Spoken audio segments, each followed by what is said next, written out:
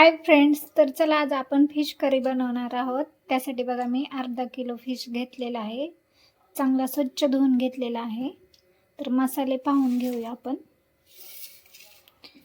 बघा, एक टमॅटो, कोथिंबीर, थोडासा ओला खोबरा आणि थोडासा सुका खोबरा, कांदा, लसूण. आता हे सर्व आपण तेलामध्ये फ्राय करून बारीक करून घेऊया. बघा, माशांचा वास येऊ नये म्हणून थोडेसे गरम पाणी करून त्याच्यामध्ये मासे आपण सोडून घेऊया, म्हणजे त्याचा वास येणार नाहीये. थोडंसंच कोमट करायचं आहे आणि 5 मिनिटं ठेवून द्यायचं. झाकून ठेवून देऊया 5 मिनिटासाठी. तर सर्वात पहिले आपण कांदा फ्राय करून घेऊया.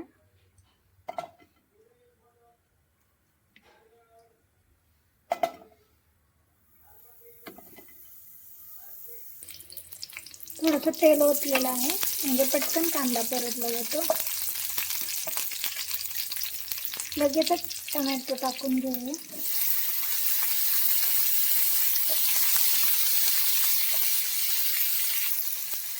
त्यानंतर हे सर्व घेतलेले साहित्य टाकून घेऊया आणि बारीक गॅसवर ते चांगलं परतून घेऊया. पाहू शकता, थोडासा खडा मसाला टाकलेला आहे आणि त्यानंतर थोडासा डाळवा. आता हे मस्त फ्राय करून घ्या सगळं आणि नंतर याची आपण मस्त ग्रेव्ही करून घेऊया.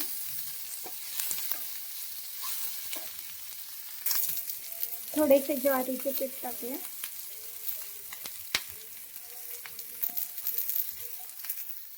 बघा, मसाला छानपैकी भाजलेला आहे. तर गार झाल्यानंतर आपण बारीक करून घेऊया.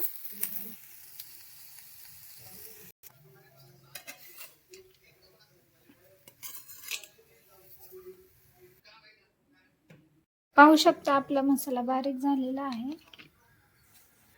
तर 5 मिनिटं झालेली आहेत. तर आपण या माशामधले पाणी काढून घेऊया. तर बघा, मी 2 चमचे तेल ओतलेलं आहे. तर याच्यामध्ये आपण बारीक केलेला मसाला टाकून घेऊया.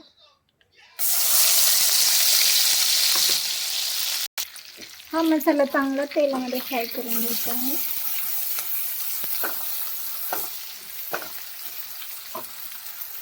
तर मसाले पाहून घेऊयात. काळा मसाला आहे, धना पावडर, फिश मसाला, हळद, नमक आणि लाल तिखट.